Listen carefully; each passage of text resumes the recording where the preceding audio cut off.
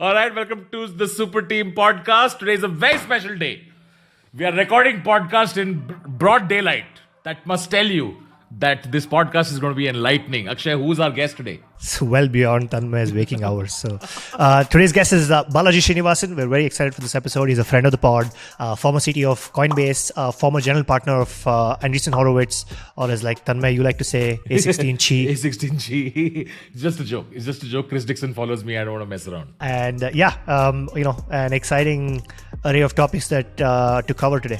And this episode is really important for a bunch of reasons. One, it's Balaji Srinivasan. Okay, it's the main one. Okay, so you guys the retention on this better be crazy high. If you're not sitting with, your significant other or your loved one on New Year's Eve and watching this, you're doing it wrong. Second, the ideas that Balaji talks about in this episode is stuff that Akshay and me have often discussed. It's a lot of stuff that we believe in. It's a lot of stuff that coincides with the missions of the DAO. So that's why it's also really important to us personally. For example, one of the ideas that Balaji speaks in the episode is about India being a media superpower, which is something that I believed in, but I never actually felt it until, we started working with global projects and I realized that, my marketing thoughts and content translates internationally as well. Of course, we have a lot of developers around, but what people don't realize is the potential for Indian talent to make media at a global stage, right? Yeah, I mean, just like, you have computer code that scripts how computers behave. You have media that scripts how humans behave. And, if we can ship global products from India, as we have seen with SaaS companies and now with crypto startups, there's no reason why you can't ship global media from India. So in this episode, we have a bunch of tasks, all right? Everybody who's watching this, we are looking for a certain type of people who can watch this episode, grasp the ideas, and turn it into content, okay? For example, we are looking for folks who can create video memes about the ideas in this episode. Ideally video memes if you can create memes. Otherwise, that's fine too. Just submit your memes. We are also looking for people who can do visual effects, all right? Visual effects, motion graphics, infographics that can show up beautifully. We want these folks in the DAO. So if you can create motion graphics, then look at this episode, look at the themes in this episode, the ideas in this episode, make a video with some beautiful motion graphics, and then apply, and the best ones will get into the DAO and also get a cash prize. We're looking for folks who are graphic designers, illustrators. So if you can look at this episode and see themes in this episode, turn them into illustrations, turn them into a poster, any sort of graphic design, that would be great, and apply with the link in the description. The best ones get into the DAO, and of course they get a cash prize. And of course we're looking for writers, Akshay, folks who can summarize this podcast, in a beautiful way through a Twitter thread, or pick up an idea from this podcast, and there are many ideas, by the way, and write an essay about it, tweet to us, or apply via the form. You too are required in the DAO. All the folks who get into the DAO, there'll be opportunities to work at a global stage with global marketing companies, earn in a global currency. And I'm personally looking at building a marketing team within the DAO for both Indian companies and global companies as well. So it's an opportunity to work with both me and Akshay in the DAO. So if you can, do apply and, just spend some time on it. I hope it'll be worth it for you to watch the full episode. On that note, Akshay, that's it. Let's just get into it. Let's do it.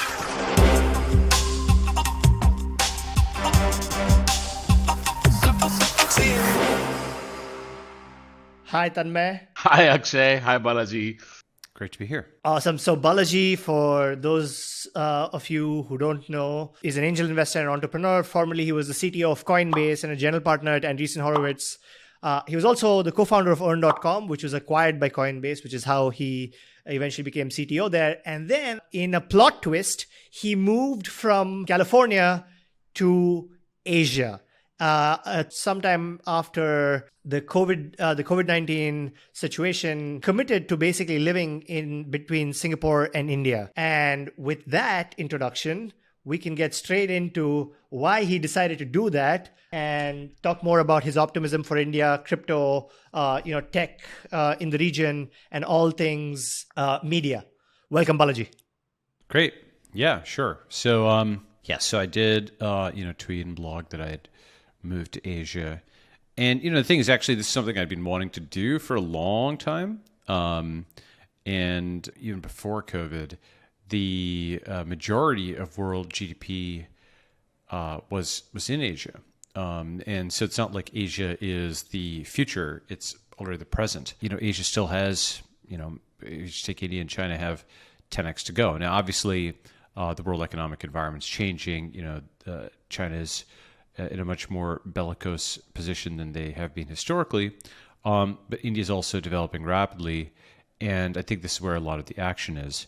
And so, you asked, why did I, make this move? So, I mentioned some of these things in that post. First was just the pull of the growth and the GDP. Second is, I think, in terms of just the stability of the physical environment, Singapore is awesome, and actually India has improved dramatically recently. And the thing is, as I mentioned in my tweet, a few days ago, I'm moderately bullish on India, but extremely bullish on Indians. And what I mean by that is, it's not so much that the state itself that I'm bullish on. It is the rapidly developing talent that is now connected to the global internet, regardless of politics or whatever's happening on a daily basis.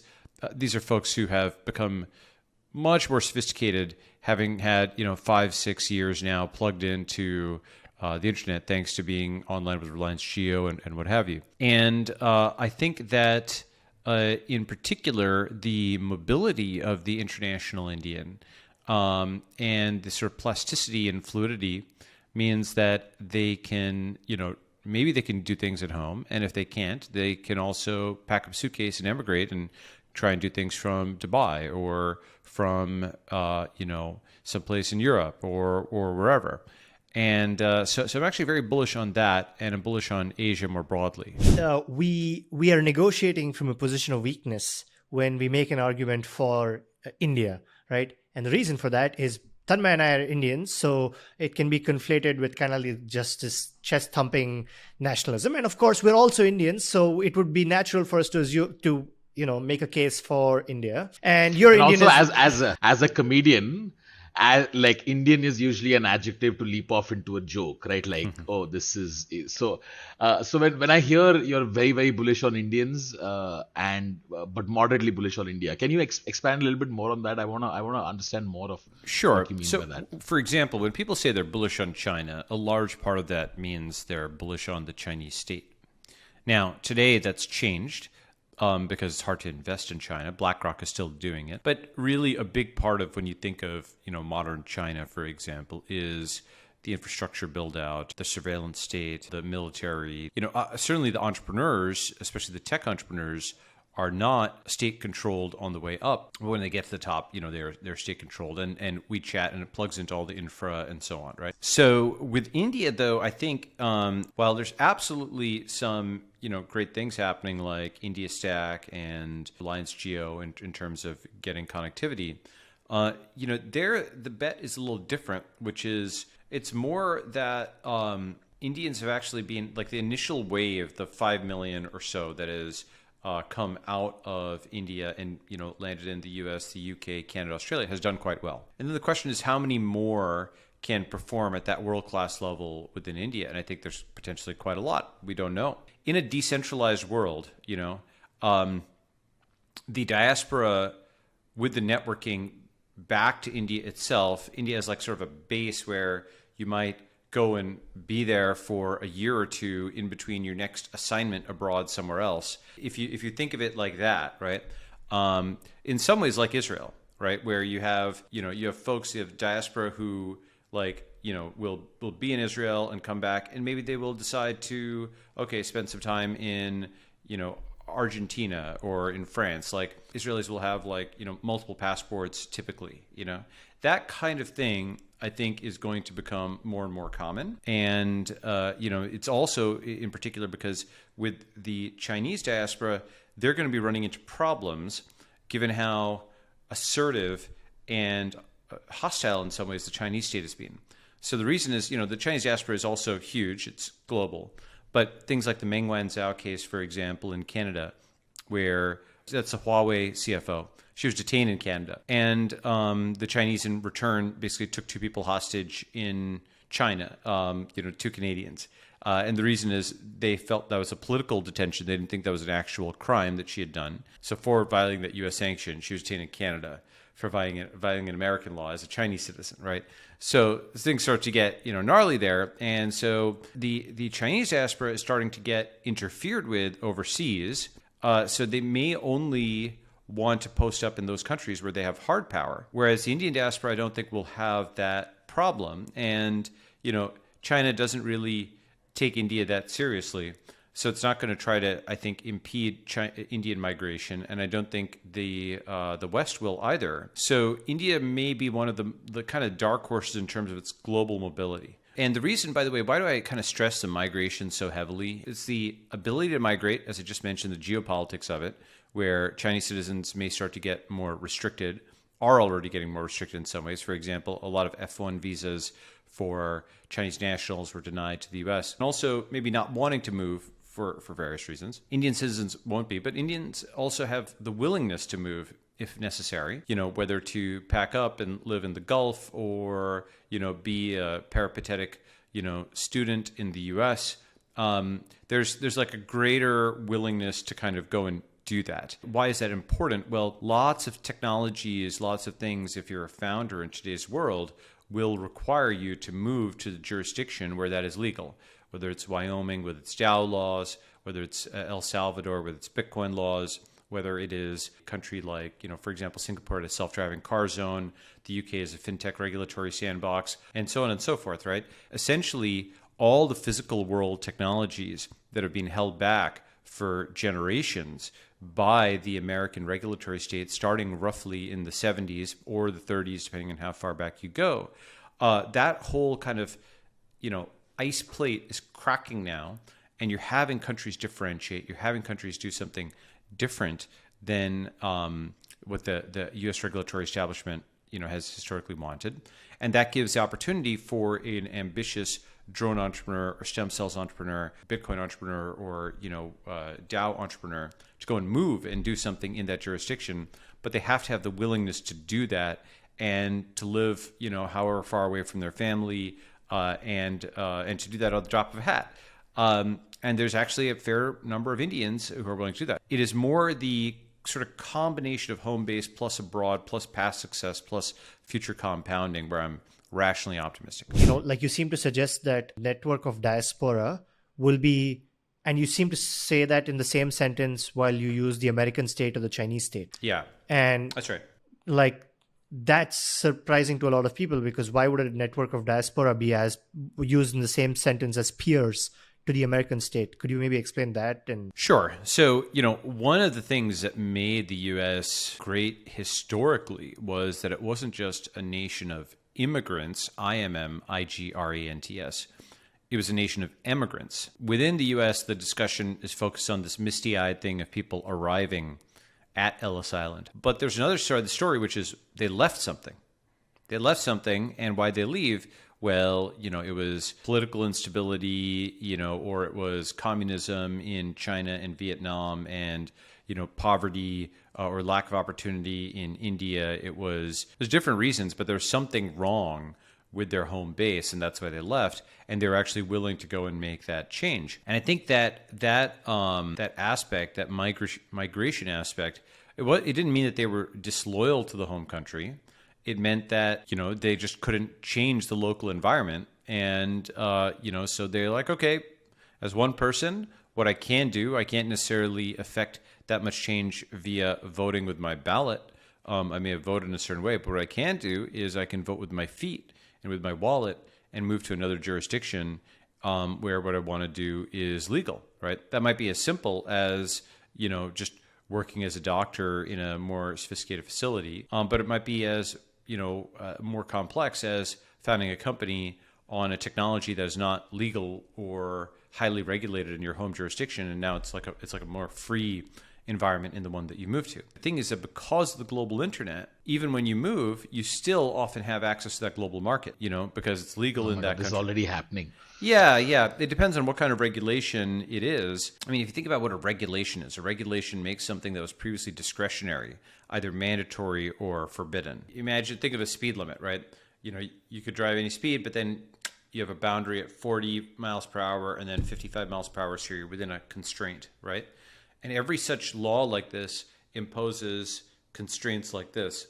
And so we live within a hypercube of permissible space, okay? And the thing is that people don't even realize what's outside of that, because it's like this mental box that one lives in.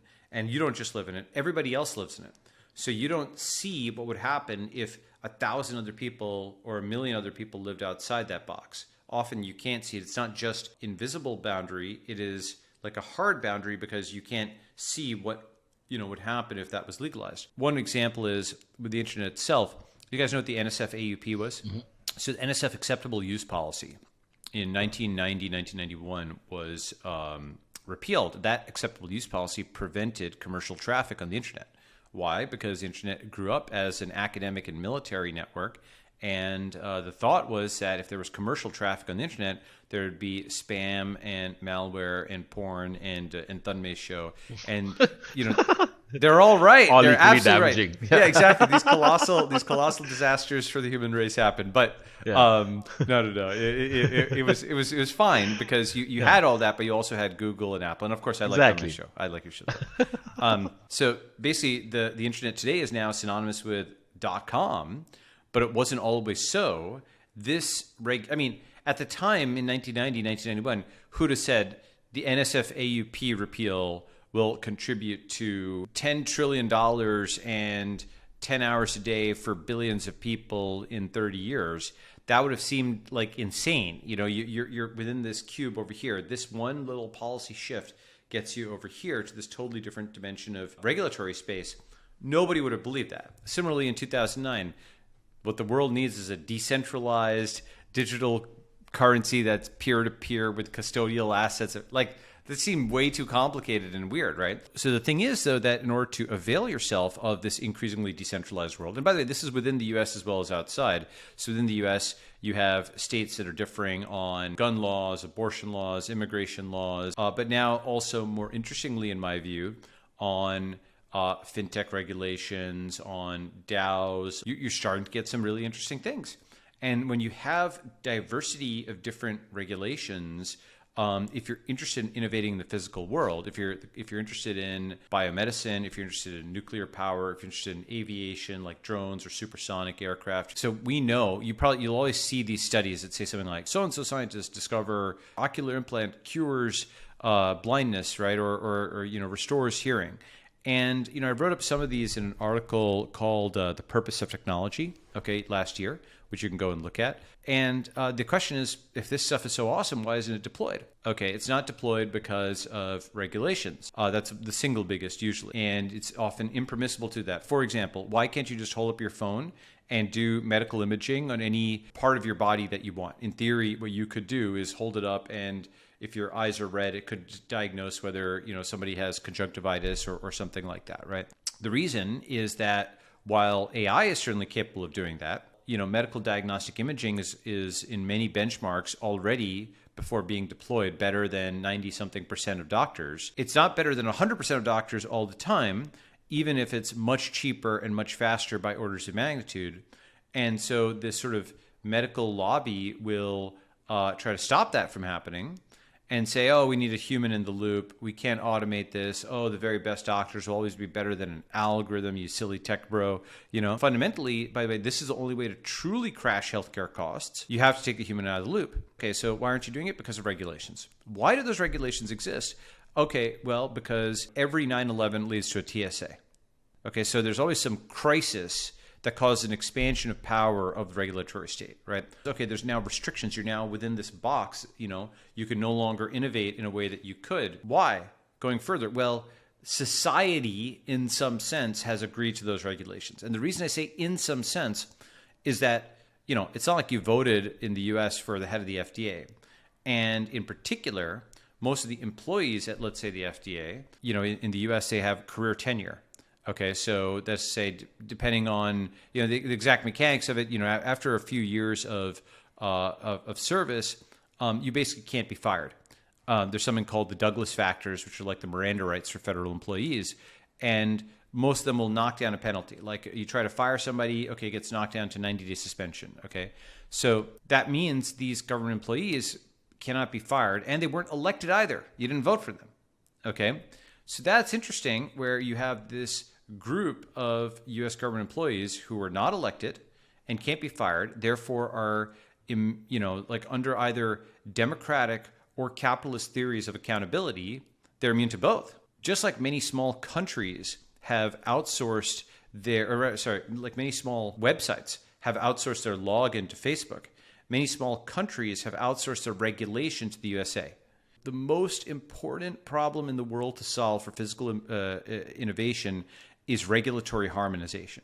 Have you heard this term before? No, but I can imagine what it feels like. It's almost like it's a psychological disease, right? I think Jordan Peterson once said, someone asked him saying, "Why should you have the right to offend me?" It's more than that, though. Yes. So this is not you're thinking they'd all sing in harmony of their own accord. No, it's actually something where the FDA, the SEC, the FAA, these unelected and unfireable and like basically unaccountable bureaucrats in the U.S. government who are just really gray and faceless. You don't know who they are. They sound like Zuck or Musk, where you can put a face to it, know who these people are, discount, or these folks you've never met who are not elected, who can't be fired. They don't just run aviation or drug, policy for the USA. Through harmonization, they intentionally seek to expand their power to the whole world and sign deals with other countries. The reason that companies were quasi okay with this is it meant that once you get your sign off from, the US regulatory agency, the whole world was yours. And the other country would be okay with it because it's like, oh, well, the US is the highest standard in regulation, blah, blah, blah, right? Now, increasingly, that's obviously not the case. Lots of crypto stuff, for example, will just ban Americans right at the beginning.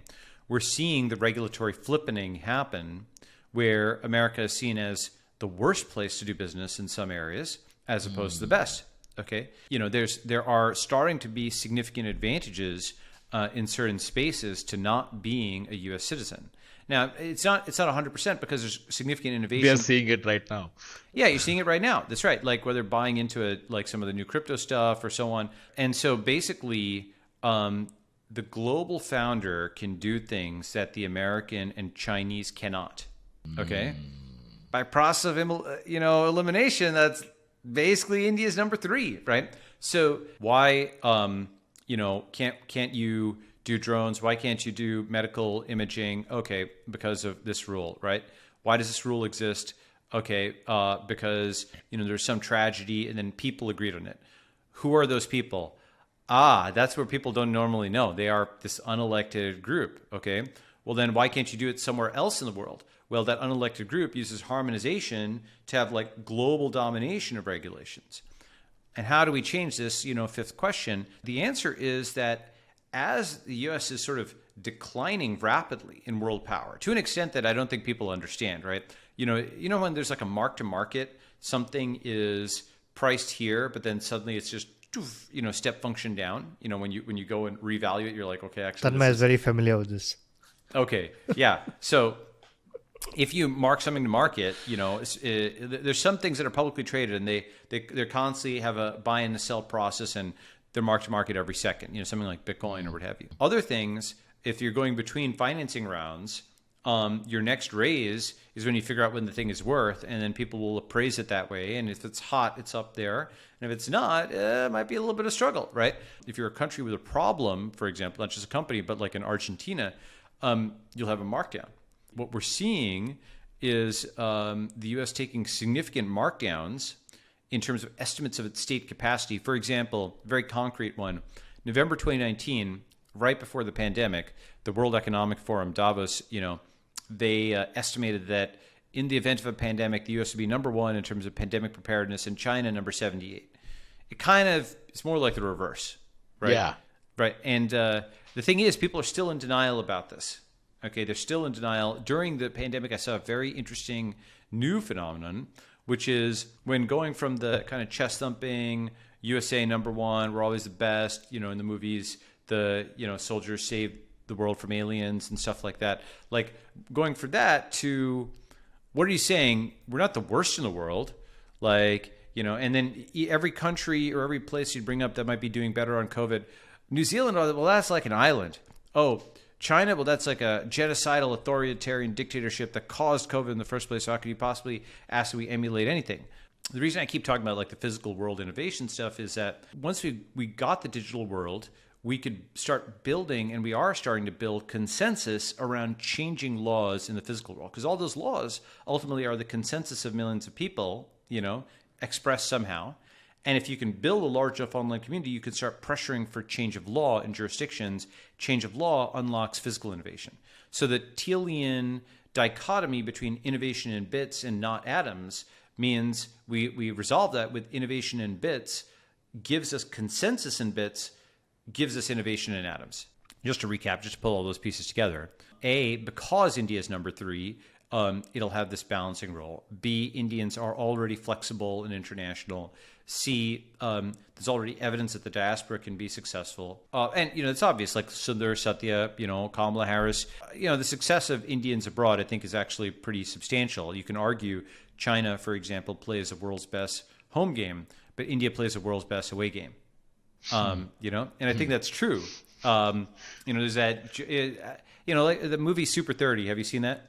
Yeah. Yeah. At the beginning, essentially, he's kind of voiceover guy, is, talking about, India is a third world country, but, who's the CEO of Google? Well, you can Google it, right? The thing here is not to be like irrationally optimistic, but to realize, yeah, you can do it. Yeah, You exactly. can, right? You can, there is no limit to you. Removing that psychological ceiling is pretty important, that Indians can compete at a world-class level. If you look at what Polygon and Matic, or Polygon/Matic have done, Oyo, we have all of these unicorns now. We have all of the success abroad. I think the more Polygons and Matics and Sundar Pichais and Oyos, that actually makes you feel like, okay, this is possible. And actually, I have seen this in the last 2 years. It's fashionable to. It's become really cool to have your own startup. It's no longer cool to work. It's no longer cool to have a job. I mean, this has been true for the last decade, but now this is the top, right? Like, it's never been this there.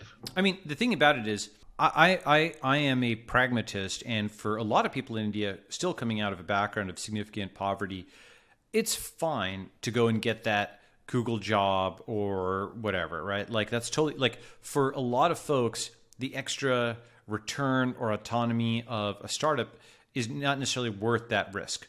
Okay. Actually, I have this talk from earlier this year that I think the talk was how India can win-win, right?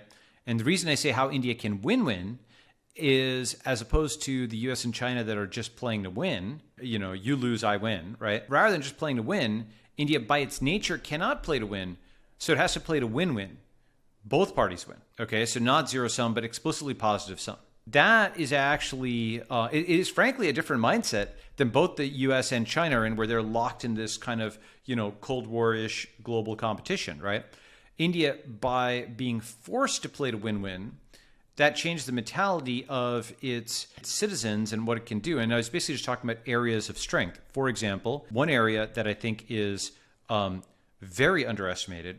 And this is like, when I talked about the pseudonymous economy, with the rise of crypto for payments and AI for voice and avatars and so on, it will be possible to completely separate your speaking name and your earning name and your real name and so on, and have multiple identities to go and earn, right? I actually think India, if China was and is a tech and manufacturing superpower, I think India becomes a tech and media superpower.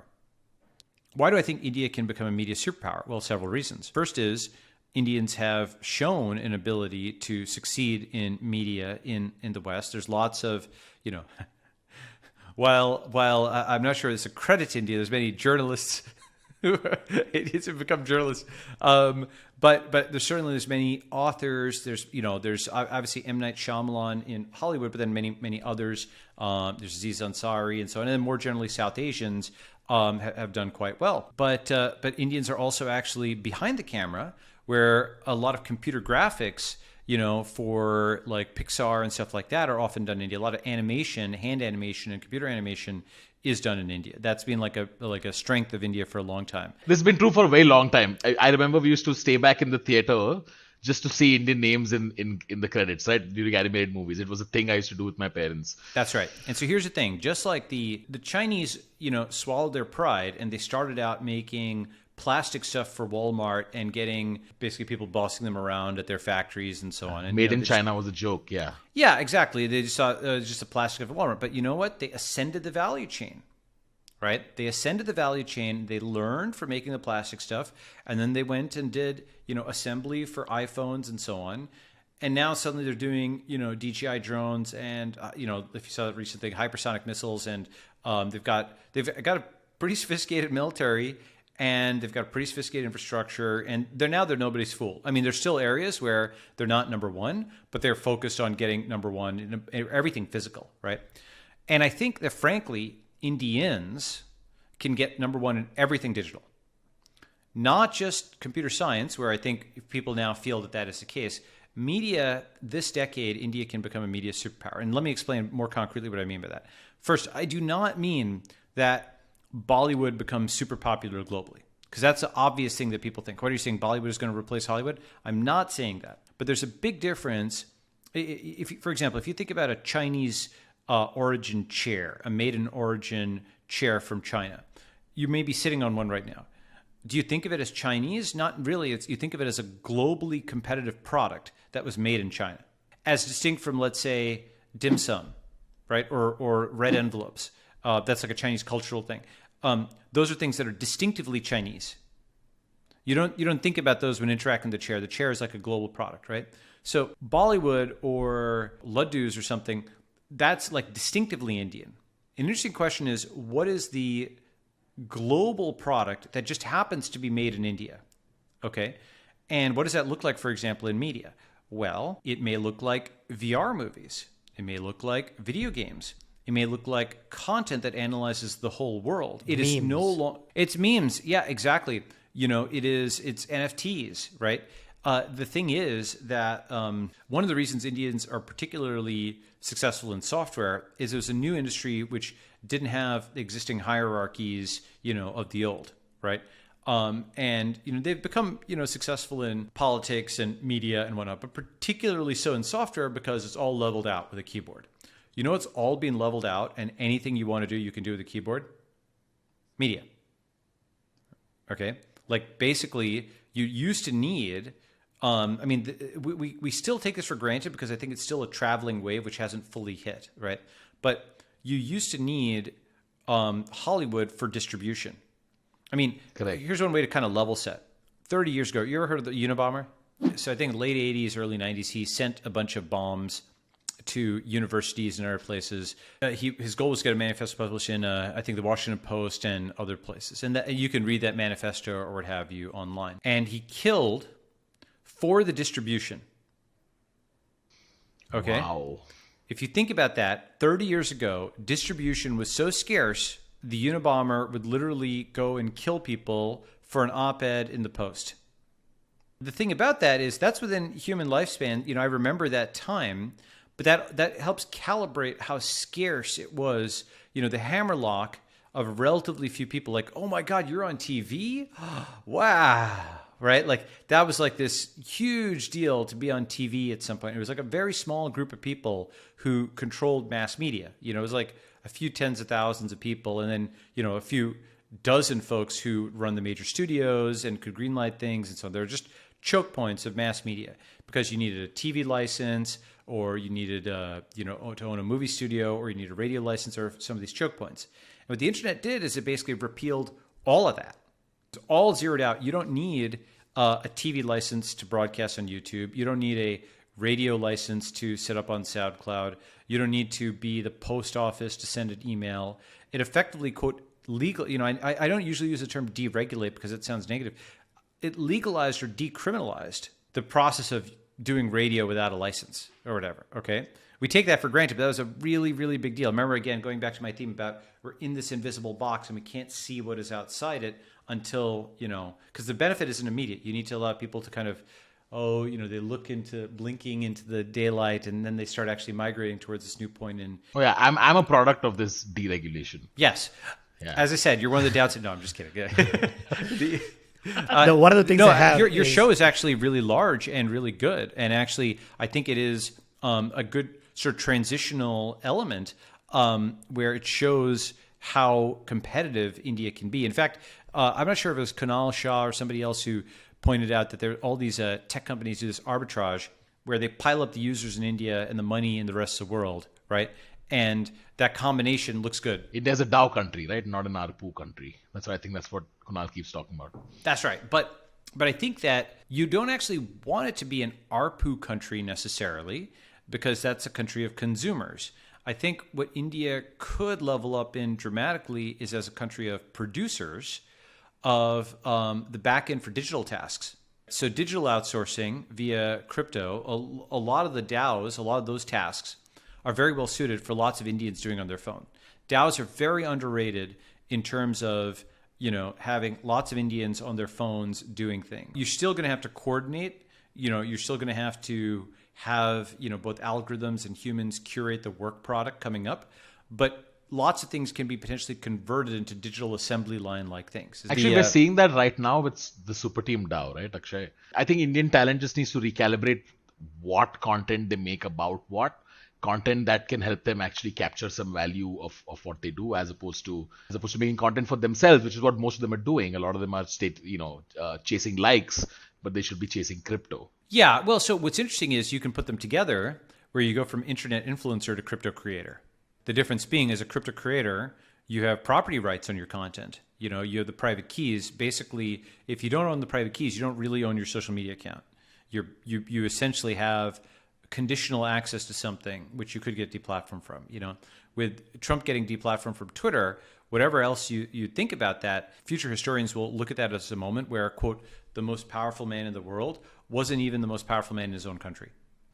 So it shows that like the world is sort of destabilized right now in a way that we don't fully understand. It's kind of like it's in a transitional state where it still has the form of the old, but not yet the form of the new. But second, to the specific point, it shows that your account is not yours. And all these, account takedowns, I mean, again, even like outside of Twitter or politics, like, the YouTube demonetization, it's just like this blue nose censorship-y kind of thing, right?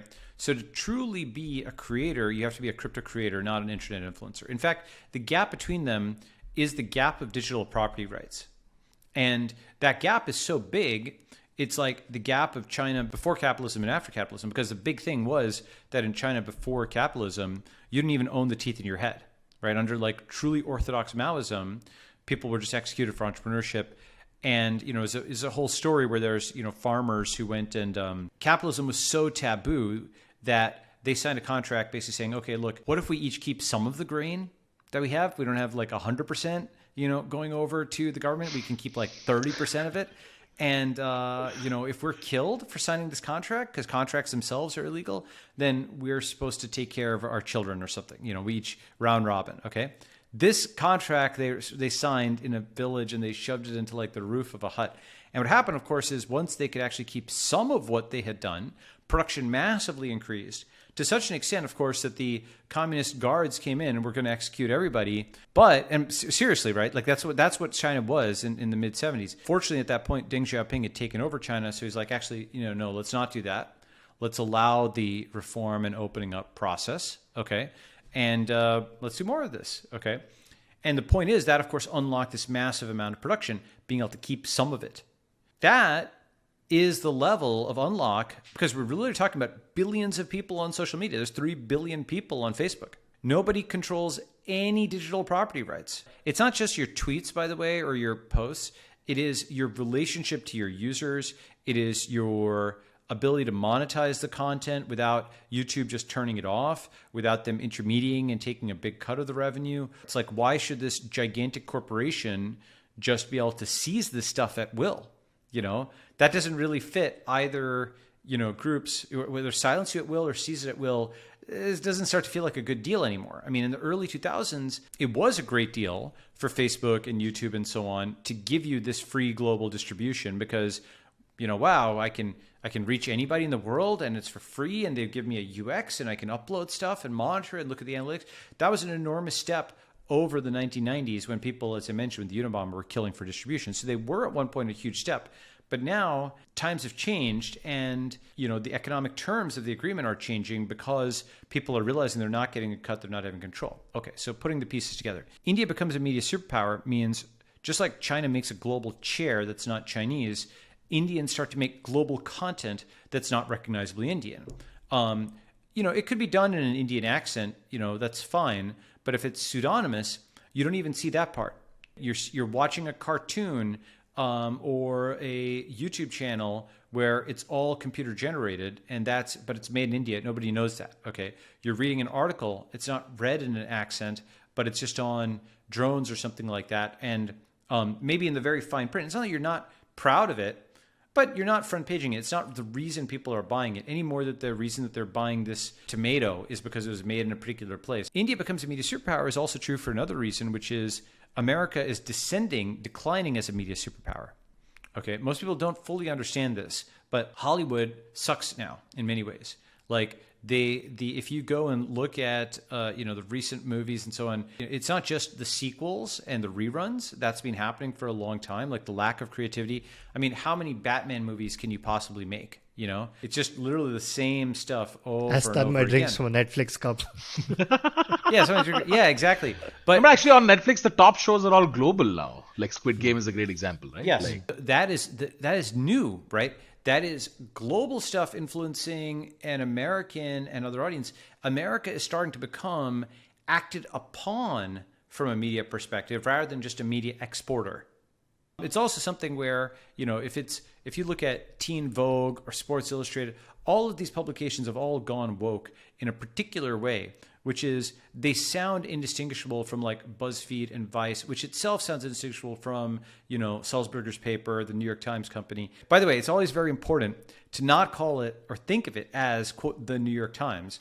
It is owned by this guy, Arthur G. Sulzberger, who inherited it from his father's father. his Substack, basically. Yeah, it's his Substack, right? Like the reason I say that is Arthur like, Salzburger Substack. Actually, Yeah, that's maybe what we exactly. start calling it. All right. yeah, exactly. The reason about this, by the way, just to digress on that for a second, these American media outlets have, you know that scene from The Matrix where you have like, there's the chip in the back of the neck and it's like pulled out in front, right? These American media outlets, New York Times Company, several years ago, literally ran billboards declaring itself the truth.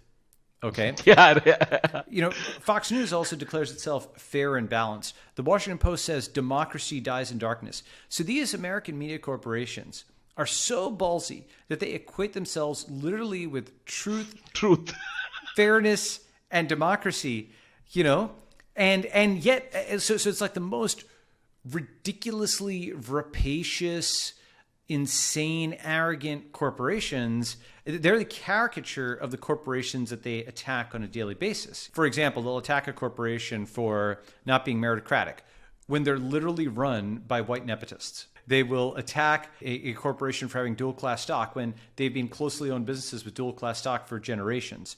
And so on and so on. It's like this Freudian concept of projection. They are what they purport to hate, right? This is actually a fragile situation, in a world context. It's not just the U.S. dollar that I think is weak to Bitcoin. It's not just the U.S. military, which is weak relative to China. It is the U.S. media that is weak relative to global media, because all of these outlets now sound the same, literally to the point, by the way, that I'm not sure an AI, if you strip the identifying information, I'm not sure an AI could distinguish between a BuzzFeed article, a Teen Vogue article, a New York Times article. And this is one of the reasons Substack is picking up all of these writers, is because you no longer have an incentive to be with the crowd. In fact, the opposite. You don't have the incentive to do clickbait. You're trying to actually attract subscribers at least. And the style of writing on Substack is at least making long-form argument, right?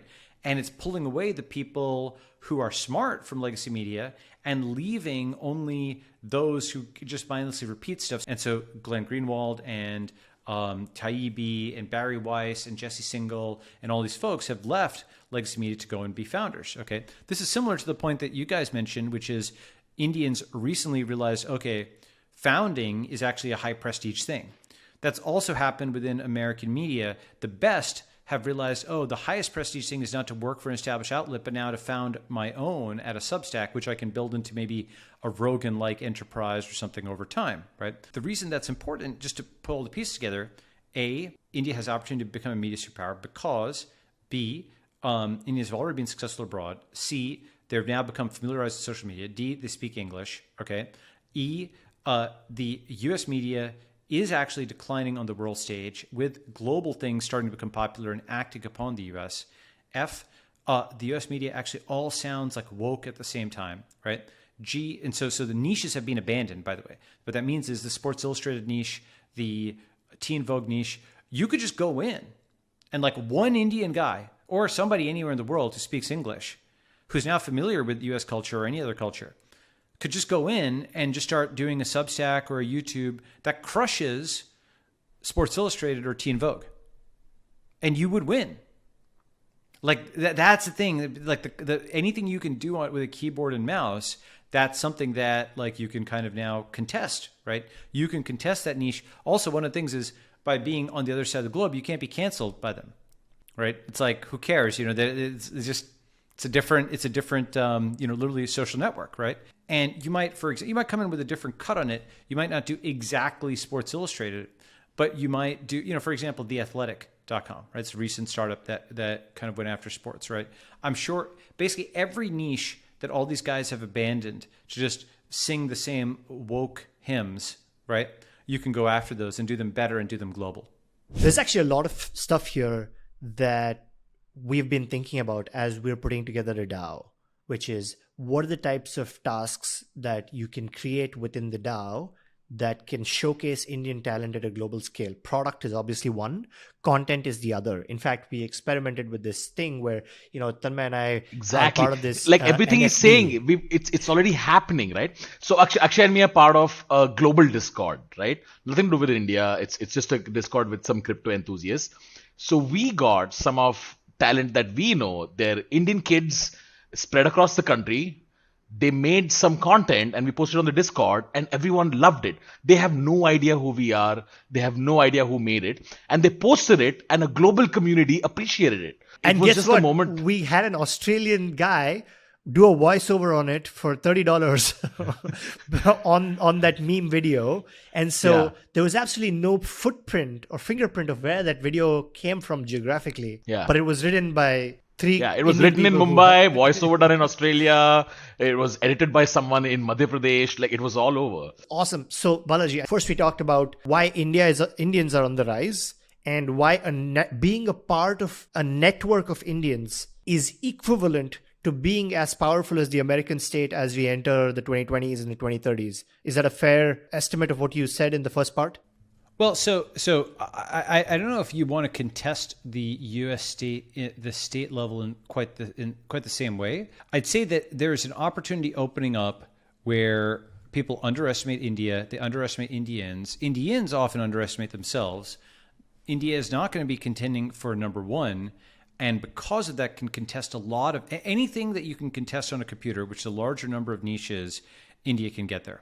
Contesting America, I mean, you don't have to move to the US anymore. You can stay back at home in your hometown, open up your laptop, download a wallet, and that's effectively like having an H-1B visa and being in the US 30 years ago. That's right. The new dorm room founder is a developing world founder, or what I call the ascending world founder. Ascending world founder sounds better. How India wins an international technology strategy for the 2020s. So basically, while the US and China are fighting and playing to win, India can play to win-win with the rest of the world. After COVID-19, the US is no longer a model for the world. It used to be that China copied the US and India copied China, right? Developed and developing world. Everyone's copying the US. The US is the most advanced, the model. But this phrasing embeds within it important concepts. Developed world implies things are over, it's done. And developing world, everybody's converging to that. Developed is arrogant and it's kind of also short-sighted because it's actually not in favor of technological progress. It says it's a done deal. It's developed, past tense. All legacy institutions, U.S. institutions failed under COVID with the polarization and the riots and, like the loss in Afghanistan, like all of this stuff together, the U.S. is no longer the model, which is why you're starting to see Europe and others all breaking away from it. Importantly, in the ascending world, the goal is not just to copy the guy ahead of you, right? And not to be just focused on China, but to think about what you can do uniquely. Okay. So India in some ways now leads the US on national software infrastructure because there's nothing quite like India Stack at the national level in the US. Stripe is the closest. That's like a private solution. And that's basically the way that the US does everything now. But the public infra for digital stuff is in some ways actually better in India. Like the internet is cheaper, which is amazing for somebody who's looking at India over 40 years. It's just like improved a lot in those aspects. So technological leapfrogging is one aspect. But I think a related concept is ideological leapfrogging. Because the US is no longer a model, zero that out. Stop thinking about the US as the best. And instead start thinking about what is the best in an absolute way, right? And so I love these images from this kind of recent, music video, Bindis and Bangles. I think the music video itself is only, but the images are really good. It shows kind of a fusion of historical Indian culture with technology. It is a vision of just going straight from developing world to spacefaring transhumanist, leaving the Starbucks sipping wokeness and political polarization and so on in the dust, and just jumping straight to the next stage. If that's possible to do technologically, is it possible to do ideologically? What does next look like? How do we skip past? That's a powerful concept, right? So while the US and China play to win, India can play to win-win with the world, right? So the Thucydides trap, are the US and China headed for war? Maybe. This was actually like, 2015. Seems like, this is more and more true. Cold War II is now beginning. America, and China are now in conflict. The number 3, can choose a different path along with number 4 to N. This is like a political example where, people, receive COVID vaccines. Obviously, India had, problems, with COVID. But overall, despite those problems, still on a per capita basis, done significantly better than the US, but not as nowhere near as well as China has, at least in terms of reported stats. The thing about it, though, is, COVID is just kind of one example. This is a different, at least attempt at diplomacy than the increasingly zero-sum nature of what the US and China are doing. So the number 3, by necessity, has to choose a different path. Because you can't play for world domination, you can work with number 4 through N to do decentralized, demilitarized zones with opportunity for all. So Bitcoin and crypto are super important for the international Indian, for the global Indian. And the global Indian, by the way, does not need to be, it can be a migrant, but it can just be somebody who lives in India with a global mindset, which is now possible because of the internet and because of cryptocurrency. Well, and so if a million people got the H-1B visa, there's 700 million people that will get the crypto visa. Exactly. That's right. And so now you are in the global economy. You are basically, you cannot just communicate, but transact as an equal. This is a super important thing where once you were within many Indians, once they were within the American legal system and economic system and had the property rights, they flourished. And one way of thinking about it is that cryptocurrency is better than the American legal and financial system. That is to say, it is an improvement over it. It is more predictable. It has better rule of law. It has better property rights. It has better contract enforcement. And it's now available to everybody, which means that the value proposition of physically emigrating to the US is much, much less than it was. If you factor out physical America and digital America, the physical America value proposition is like getting a hot dog and going to a baseball stadium and walking around and seeing, the Mississippi River. The digital America proposition is basically Uber and Airbnb and Google and Gmail and PayPal. It's all these digital services. But if you factor this out, now the world basically has access to the same services as digital America. Like you travel abroad, whatever country you're in, something like Gmail works, something like Uber works. It might be called Grab, but something like it works. And so the digital America is now like a thing in its own, and that's kind of the valuable part. Physically coming to the US is less and less valuable. You can actually do that from anywhere, including from India. And one way of thinking about this is rebooting the non-aligned movement as a new decentralized movement, which is actually an aligned movement. So in the Cold War, India stayed out of Cold War I. They were in third place, meaning they didn't actually field troops with the Soviet Union. Even if they were sort of Soviet aligned, they didn't actually field troops. But the non-aligned movement became synonymous with the third world. The first world was the US and its allies. The second world were the communist states, and the third world were, all of these, poor countries, right? The thing is that what's happening in the current order is we're moving from a US-led order, but people do not want it to be a Chinese-led order. Because, China, may have for 35 years, from 1978 to 2013, they were revolutionary communists under Mao. They were internationalist capitalists under Deng Jiang and Hu.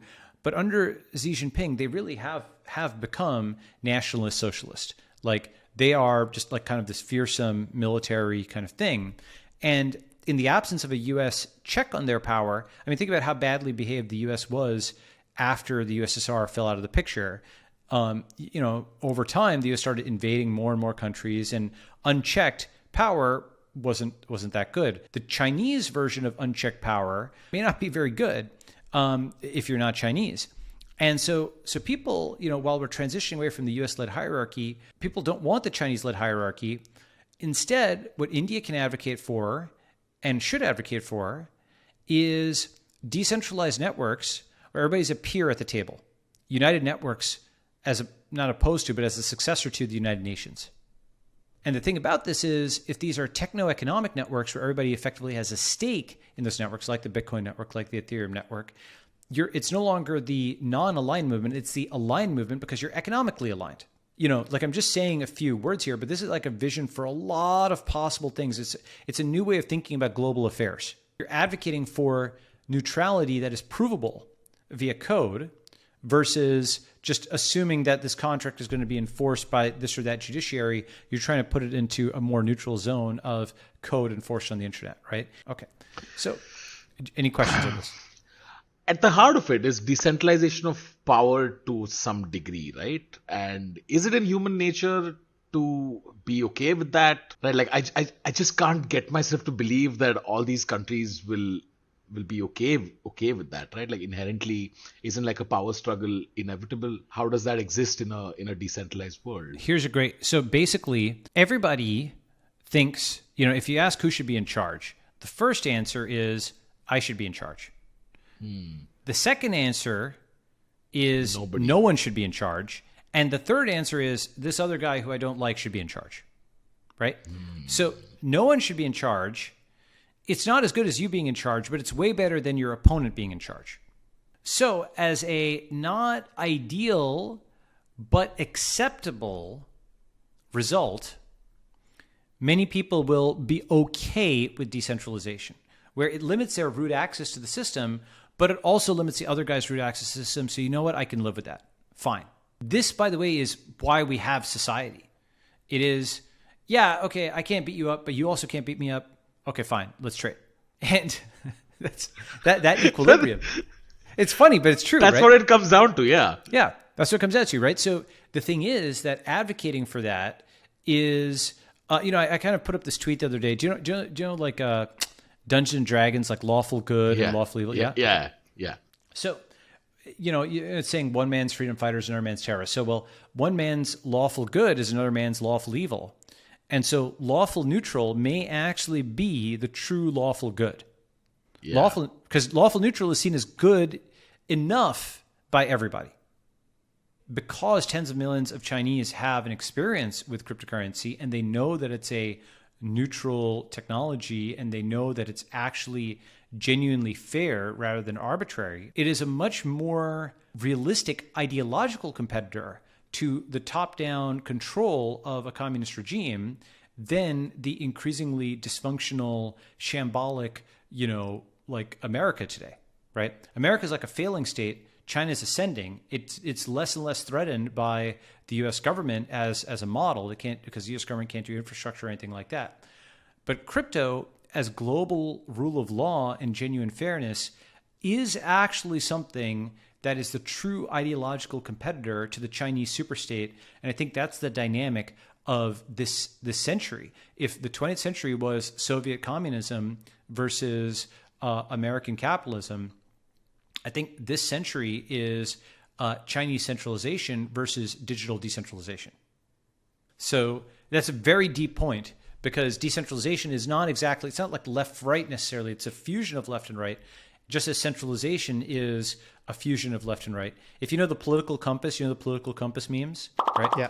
It's a different cut on it. It's kind of like authoritarian versus libertarian, is like centralist versus decentralist, but but a lot of axes are rotated relative to the 20th century. So I think that India can become a global champion of decentralization. I think Indians should advocate for it.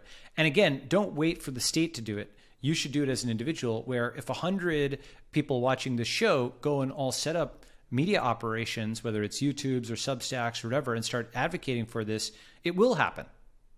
And if another 100 are going and being the founders who are building these networks, it will be feasible. So let's just pause there for a second, Balaji. So I guess the key takeaway here is that during the Cold War, India, the non-alignment movement was operating against the headwind of a rising America, and so was not the best strategy that put India as a true ally of America to benefit from the rise of America. However, the non-alignment movement now, while by aligning ourselves with the network, we catch the tailwind of the rising network, and there is no headwind. In fact, the tailwind of a rising network and a declining America. So is that a fair assessment of why this time the non-alignment movement is going to work in our favor? Yes, and let me add a few other things. This time, the non-aligned movement is the aligned movement because it's economically aligned. Because all these folks will have an interest, a stake in these crypto networks, both at the state level and the citizen level, number one. That's different, right? Because the non-aligned movement was just a grab bag of folks from different countries. And in the absence of some coordinating mechanism like NATO or the Warsaw Pact, they couldn't really do anything together. And they didn't have power projection capabilities and so on. The internet changes all of that. Rather than having India and Egypt and so on, like their heads of state get in a room, their citizens can collaborate organically via the internet at zero cost on smart contracts and crypto stuff and DAOs and what have you. Right. And so CryptoPunks, they may be from, the holders may be from several countries, but they all feel like they're part of the same thing. Exactly. Right. So unlike the non-aligned movement, there's economic alignment. There's information alignment directly between citizens who can cheaply communicate with each other as opposed to their leaders, trying to organize something. So the next post-war order, it's not going to be based on multilateral institutions, but neutral crypto protocols. The way I think about it is, you have the Chinese TikTok and WeChat, you have the American social networks. So the future is national networks and crypto protocols because US tech corporations can no longer be trusted. Each state gets its own networks plus global crypto protocols, okay? So, every state, India gets its own social networks, Russia has Yandex, Japan, et cetera, because none of them want like an American or Chinese tech company to be able to hit a button and deplatform them. But that's not enough. They also have the global crypto networks in the middle. You see what I'm saying? You start identifying these as American networks, and that's fine, but you have your own network, and so do the Brazilians, and so does every state that has enough scale, that can make a domestic social network. And then those tap into this global crypto network or set of crypto networks for transactions and communications. And so the critical thing is you don't think of India as trying to be the leader of the free world, but the bootloader of the free world, meaning it's helping to boot this up. So, like a bootloader, it's like the stuff where, the firmware loads up. You've probably seen this on a screen, right? And again, even though I'm putting a flag here, it really is Indians individually. And frankly, lots of Americans will be involved in this, as well as probably some diaspora Chinese people and lots of folks from other countries. But I think India has and Indians, just by virtue of sheer numbers, can play a very important role. It's amazing, Balaji, that Indian parents are criticized heavily for wanting their kids to study engineering. I guess the happy accident and the upside of this generational emphasis on sending your kids to engineering college from since they're 4 days old is now that we have the nation with the highest number of engineers ever, the fastest growing country by open source contribution, and 1 million engineers passing out every year, which kind of lines up with a world where networks are more important than countries, and those networks are built by engineers and coders as opposed to the statesmen or founding fathers of a country. Just this middle class aspiration of having your kids do engineering ended up in this happy accident where India might be at the forefront of this global decentralization. Yeah, and the thing about this is also, so obviously I'm super bullish on doing engineering. I actually think Indian parents should get praise for doing that, So hyper focus on this competency. Yeah. Listen to them on that one. Okay. But I'd say a few other things. Tanmay, you and I are NGMI. Yeah. So one thing about it is India is not, it's doing way better than I thought it was, but it's nowhere near competitive with China on physical manufacturing. But if you think about what's not what's next, but what's next, just being good at software may be sufficient by 2050 or so. And the reason is all kinds of physical production will get automated via robotics. Everything in the physical world becomes like, you know, the concept of a printer, right? You hit a button and an electromechanical process begins where clank, clank, and a physical paper is printed out with some markings on it, right? Generalizing the concept of printing, when you hit enter and today, like a Grab or Uber Eats delivery person comes to your door, every aspect of that can be turned into robotics, from growing the food on the farm to loading it in the truck to a delivery robot coming to your door. And you can eventually think of that as like printing, like an electromechanical actuation process, just one that's more sophisticated than a few wheels, you know, turning on your table, but rather a bunch of robots acting in synchrony. All labor can become capital. When that happens, being really good at engineering, that just gets higher and higher and higher leverage. What I just described, that robotic world, is not just a world of like food delivery, but it's a world of, you know, like warfare. It is, you know, with drones, it is agriculture, it is manufacturing. So just being really good at software is going to keep having compounding returns. And so that's important. But the other thing is, you know, if quote, technical outsourcing, you know, so to speak, has been around for a while, and now it's not just outsourcing. Of course, Indians are founding their own things. They're actually the ones who are giving, you know, folks jobs around the world. It's not just technical outsourcing. It's verbal outsourcing that is about to happen, because all of this, as I mentioned, you know, American media has just declined, plummeted. Everybody's just saying the same dumb woke stuff, and all these niches have opened up, and Indians don't have baggage. And if you make a global product, not something that is, you know, Bollywood and yoga, like that's all fine. Look, nothing wrong with your culture, you know, but it's just something for sort of the back of the house. You know, that's your internal conversation.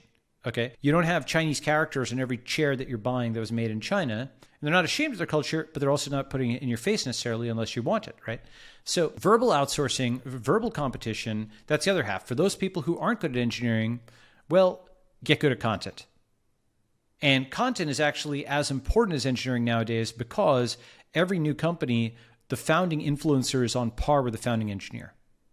You know, today it's founding engineer and founding influencer building a company. Tomorrow it may be founding influencer and founding engineer building a country. That's this book I have coming out called The Network State. And I'll come back to that. So now the software strategy. Basically, what Indians should pursue, they should just start with what India does best and use that to go into various different areas. I came up with like software plus media, plus money, manufacturing, medicine, Mars, and multilateral institutions. India becomes a media superpower does not mean Bollywood trumps Hollywood.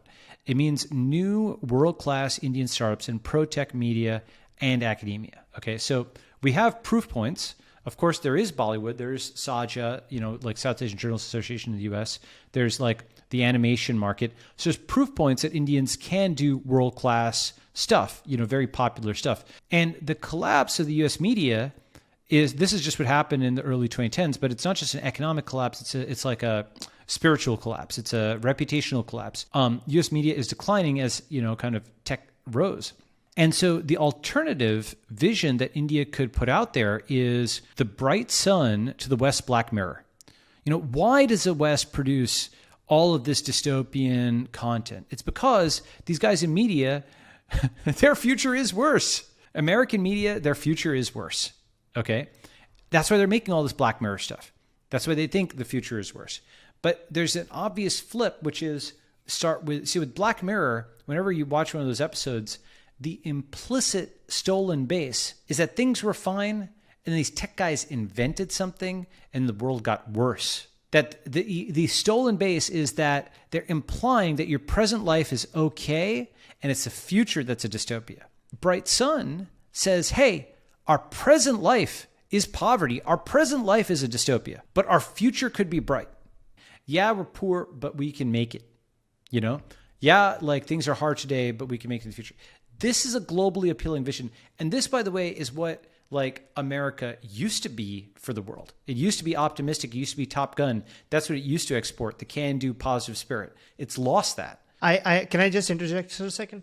I think the context here that a lot of folks in India may not have is this thing of like attacking tech or this woke culture and all these things came from almost, I would say, overabundance in coastal cities, whether it's San Francisco or New York. And because there was so much abundance, then I guess there was a lot of, once all your needs are satisfied, all your luxuries are satisfied, you kind of just start playing like this inside baseball for the status. And that doesn't transport really well to India because there's actually scarcity around you.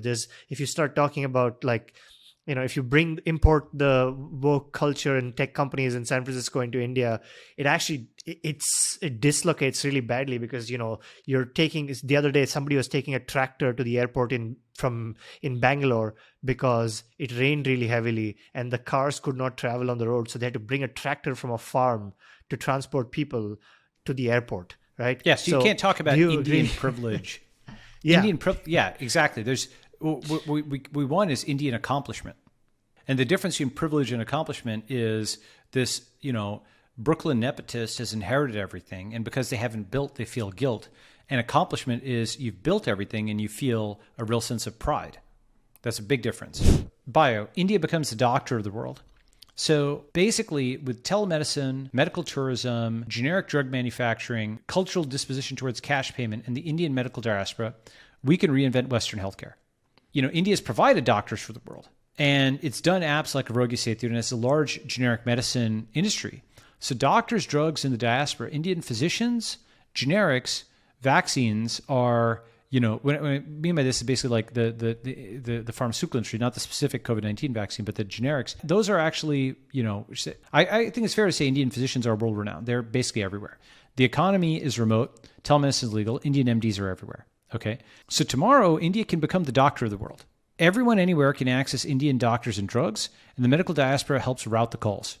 And that's an outside-in strategy where when I say help route the calls, it's like an Indian doctor in Washington State can use their U.S. license, for example, but have 30 Indians in India as their back office. This is, I think, very powerful because you can have all the automated diagnosis stuff, again, whether it's in India itself or it's in another country, even if it's not legal within the U.S. or within another country, it might be legal as a back office thing. You might be able to structure it in such a way that it's legal, the combination of technology and economics. And healthcare is so difficult to disrupt, but this might be the way we could do it. So we need doctors in our super team Discord. Yeah. Yeah, eventually. That's right. So that's a bio aspect. That's my other life. I should probably, like start doing more bio and genetics, posting. And again, what this is doing is taking stuff that already exists. Indian doctors are globally competitive. Indian generic drugs are globally competitive, and India is good at software. So you put this together and you have doctors and drugs that are prescribed from anywhere, and you drop these telemedicine apps and you route it through the diaspora where you've got Indian doctors in Belgium and you've got them in, Australia, you've got them everywhere, right? Achieve self-sufficiency with robotic autarky. So what do I mean by this? There's a lot of Indians who have done pretty well on robotics, like Gray Orange, Diapers.com. Indian founders have done well in robotics. This is the right way to leapfrog Chinese manufacturing because robotics basically turns a lot of this stuff into software. Erode China's manufacturing advantage with automation and then export robotic autarky to the rest of the world. So that's robotic manufacturing, robotic farming, robotic food service, right? If you think about it from a nation level, the Atmanirbhar Bharat concept, you can focus on robotics to achieve that. But it's more than that. It is also exporting it to the world as the international Indian, the global Indian. And so robotics versus traditional manufacturing. Do not think of it as being grunt work. Think about it as legalizing robotics and driving robotics as much as possible. Next concept, Astro. With ISRO, align the world to reach the stars. So turn India into the launch pad for the world. Okay. The U.S. has this global network of military bases, and China's building this as well, military bases, but also they've got their colonies in Africa. Basically, they've got their ports. India can try to, work to build launch sites. And actually, India is leveling up a lot on space. It's close to SpaceX in terms of launch cost, and it has an equatorial launch pad. It's actually best to launch stuff from near the equator just due to geography. But tomorrow, Indian investors should take stakes in space startups. Every space startup should launch in India. One of the reasons this links into the broad strategy is satellite internet enables decentralized protocols. Another reason is you're looking up at the stars while everybody else is fighting with each other. And so then Politico, build the next post-war order, right? Not the post-war order of 1945 to 2020, which is crumbling now, but the next post-war order is replace U.S.-controlled multilateral institutions with neutral protocols and nation stacks. Give the world a third option, not the U.S., which is now falling off, or the Chinese superstate, but something which is neutral. And so, today, India, of course, it's on the outside looking in. It's not on the UN Security Council, or it's part of the SDR. It's a, special drawing reserve. That's because the U.S. wrote the post-war order. Tomorrow, rather than advocating for India #1 or something like that, I don't think that's realistic, nor even really arguably desirable. Instead, you advocate for something that is neutral, that benefits all parties. Acknowledge your self-interest, but also work on something that benefits the other guy as well. So neither U.S. nor Chinese nor Indian dominance, but this is the new rules-based order, not something where it's like effectively America behind the scenes pulling the strings, not so subtly anymore, but actually something where you can audit the code because it's nation stacks and neutral protocols, right? So this is how we protect genuinely liberal values on a global stage of free speech and freedom of contract and rule of law and so on. So outro, basically become the bright sun to the West Black Mirror, become the positive vision for global technology, leverage our strengths in software, fill the vacuum of the post-war order. While the West is making this dystopic Black Mirror type stuff, make, the bright sun. With a software strategy, reinvent media, money, manufacturing, medicine, Mars, multilateral institutions. That's, info, crypto, robo, bio, astro, and Politico. And win and help win. While the US-China fight, offer a third way, neutral protocols and nation stacks. Wow. It's left me with a bullish feeling that I didn't know was inside me. It's rationally bullish. See, Yeah. I'm not saying like nuclear weapons existed in the Mahabharata or something like that. Exactly. It's not that. It's not It that, seems, right? yeah. And I it's, think it's, the only thing that holds us back is ideological software programming. As I think, when Balaji was talking about it, I was like, okay, there are two things. One is an ambition ceiling, which is, of course we're not going to be able to do that. Like, how are we going to be a media superpower? I don't know if we're going to be able to produce content that can compete on a global scale. That's not what we do, right? The other is the Indian crab mentality, which is, okay, well, because we come from a context of scarcity, one wins at the other cost of another. And there's a sense that we don't have a civilizational desire to rise like it exists in China. I don't know. What do you think about that? You want a slingshot mentality rather than a crab in the bucket mentality, or a, like win and help win mentality, even better, right? Where it's your win helps you help me win, and vice versa. Win and help win actually is also the profit maximizing strategy in the long term, because crabs in the bucket don't have much in the way of resources, since nobody has any resources, since everybody who's stabbed. Win and help win is how technology of VC and so on works. On the ambition ceiling, I think a good thing to, something that somebody should make, I'm not sure if somebody's done this, is sort of stop motion that shows, or like a time lapse that shows the descent of San Francisco and much of the US, the rise of China, but also actually the rise of Indians, as well as India itself to a lesser extent, but also a real extent, right? Like those are the three most important like mega trends, plus of course the rise of technology. When you see where you were and where you've come and where the convergences are, it calibrates better. Like if the Chinese, they were making plastic stuff, they had the humility and the realism to understand that that's where they were at that point in time, but they also had the ambition to get somewhere else.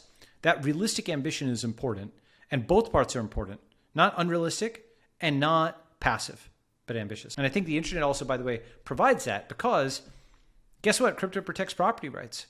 The internet allows you to find other ambitious people and work with them. So you can teleport yourself out of the physical environment. If it is a crabs in the bucket surrounding, if the folks around you aren't ambitious, you know what? Teleport yourself into the super team Slack or the super team Discord. There you go. Akshay, I like to look at what's happened to Indian cricket, right? Like to me, it's such a great example. Okay, cricket predominantly, Australia, England, West Indies for a long time, dominant in the sport, had a big share of voice in the culture of cricket also for a very long time. And then in the 90s, India got liberalized.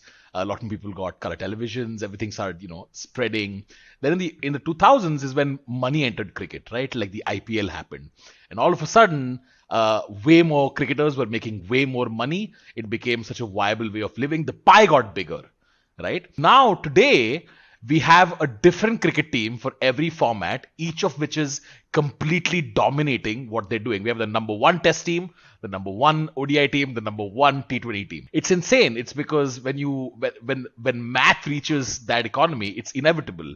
Where enough people can make money, enough people compete, and enough people get so good that they dominate globally. So I like to look at that as hey, it's possible with the right incentives, and people align themselves around, and the crab mentality no longer applies when not every crab is going to die, right? If you think that there's going to be it's going to be fine inside, you stop pulling people down. It's already happened in cricket, and I don't see why it can't happen otherwise. Well, the thing is, it's funny because, again, as not as close to it as you folks are, but it feels to me the crab in the bucket mentality is less in India today and much more in America today than it was 30 or 40 years ago. Yeah. Right? Yeah. Especially in SF, I agree. right? Especially in SF, yeah. Yeah, exactly. Well, basically, the U.S. is just, because it feels like this global empire is gravitationally collapsing, people are getting more and more. And then the crab in the bucket mentality accelerates a collapse, so it's a negative feedback loop. I mean, one way of thinking about it is, and this may be one of the things we should probably generate as content, people fundamentally don't understand that wealth can be created, or not, rather, many people don't understand this. And my number one example of this is, where did we steal all the iPhones from? If it's a zero-sum game, right? Where did Steve Jobs loot the iPhones from? Right? And so that shows that wealth can be created. Even more, if you've ever written a program on a computer, think about a piece of desktop software, okay? You can write that on your laptop, you can set up a website, and then people will pay you money for that. What are you actually doing there? What you just did, with no natural resources, just hitting keys, is you created a pleasing configuration of electrons. Okay? It's like an ice sculpture of zeros and ones that you could hit, enter and clone it on everybody's computer. That's the most beautiful phrasing I've ever seen. Ice sculpture of zeros and ones. Yeah. Okay, right? So really at a very fundamental level, what you did was you created order from disorder, right? You created a better configuration rather than the anarchy of random zeros and ones. You created a useful one. And then what the internet allows you to do is export that order to millions of computers around the world that could just click and pay you for this. So once you think about that, wealth creation is actually about that technological, creation of order of a useful, for example, the difference between a bunch of bricks lying on the ground in a house, right? The difference between a bunch of pieces of wood lying on the ground in a chair, that you can see in physical space. What people confuse in physical space are like, well, you must have gotten the bricks from somebody, you must have gotten the wood from somebody, right? The value add, though, is the ordering of that. And that's more obvious on the computer because it's pure. It's just the electrons, right? Nobody says that you took that from somebody else. And in fact, often the cost of raw materials, not always, but in many things, the cost of raw materials is not anywhere near assembly process and the know-how and the machines and so on to put that together, right? Are you familiar with the Marxist labor theory of value? Not me. Well, the basic idea is, there's different ways of doing it. The most popularized version is that the more work is put into something in terms of labor, the more valuable it should be. For example, in the US, there's something called RVU, relative value units. And this is used for actually pricing lots of US medical stuff. And basically, they price it based on the number of labor hours that went into it. If it takes 5 hours of a surgeon to do this, it's really expensive. But if it doesn't, then it's cheaper, right? RVUs, okay? Now, that seems reasonable, except the thing is that people pay or want to pay for the value provided to them. Correct. Impact. Yeah. Yeah, exactly. Not the cost to you, right? Yeah. And so there's different ways of thinking about that. It's something where it might take a lot of time to go and handcraft a chair, but an assembly line manufactured one may be cheaper and better. So even the first one might have more labor going into it. The second one is less. It's actually got higher quality, right? And so rather than the labor theory of value, what I think about is the technology theory of value, since the actual value injection is the technology. That's the refrigerator, that is the automobile, that is the light bulb. Rather than having humans running around with candles, holding them and running around with you, right? That put in a lot of labor. It's the technology theory of value that's actually where the value creation is happening. And the place where we can see that is on the computer, where basically everything. So I just mentioned, that when you go and program this piece of software, that's like exporting this ice sculpture of electrons, this pleasing configuration electrons everywhere. And I also mentioned earlier, we were talking about printing and generalizing the concept of printing, from printing out a piece of paper to printing out like a bowl of food, right? And so once you realize that everything that we can think of will basically just be reduced to software, and that all of the non-software components are gradually going to get commodified. On the other side of that, we're going to robotify a lot of things, because, if humans can't go and unload boxes because of COVID, we're going to, have a fully robotic port, right? If humans can't drive trucks because of COVID, we're going to have self-driving trucks. Accelerating robotics means more and more and more value is created on the computer. And we don't really fully realize this because, right now people are like, they only see the actuation on the phone. You're only seeing things flipping on the screen. But once that's like an arm moving in the physical world, a lot of stuff becomes real. Like the leverage on software is only going to increase. And this is also where the value creation is all going to come from. It's basically the program that creates the value. Everything else is just printing it out. If you think about it, your HP printer is not going to write your book for you. You have to do that. And then hitting enter, it's just a few cents to go and print it out. But the book itself is worth whatever, hundreds of thousands or millions, maybe. Oh man, this is okay. So there's a few takeaways from this. One is there is a path for India to become a superpower. So I guess we've got to start a way to attract memers, video memers. Anybody out there listening right now, if you're making international grade content, whether you're writing, whether you're a memer, whether you're a videographer, whether you're an animator, send us your proof of work. We'll link to the form below. And we'd love to invite you to our Discord, where a lot of founders of projects hang out, and there's going to be scope to do productive work. You may have the opportunity to work with those founders directly. Let me get some focus on that, by the way. So what should the content be around? Okay. I think it should be stuff that is around some emerging technology. Drones, robotics, 3D printing, some of the quantified self stuff. There's all of this that's out there that frankly isn't really covered that well because, and this is actually an important thing and an angle on it, the way that Western media covers it, they keep talking about the tech industry. And what they can do is they can cover funding rounds. Why do they cover funding rounds? Because they can't cover the math. They can't cover the science, right? They can't assess it from that angle. And so because of that, they reduce it to money and personalities. But there's a lot of Indians who have also quantitative or engineering backgrounds and or are genuinely curious about the product. So even if you can't do math, you can at least understand the product. Like you guys understand how DAOs work and so on. You can understand it from a functionality, from a product manager perspective. A different kind of business perspective than how much money is made is how does this impact things, right? So that kind of content I think is very valuable because it's exactly what the West is not able to do, since it's just like, almost a dumping ground for press releases and hit pieces, Whereas the substantive stuff is stuff that teaches you something. Memes that make you laugh are cool, but memes that teach are way more valuable. Yeah, you can do both, of course. Some of the funniest stuff out there. You know the American Chopper meme? Yeah. Yeah. Like what's good about that actually is it's actually one of the few that actually is argument and counter argument and so on. Yeah. Right?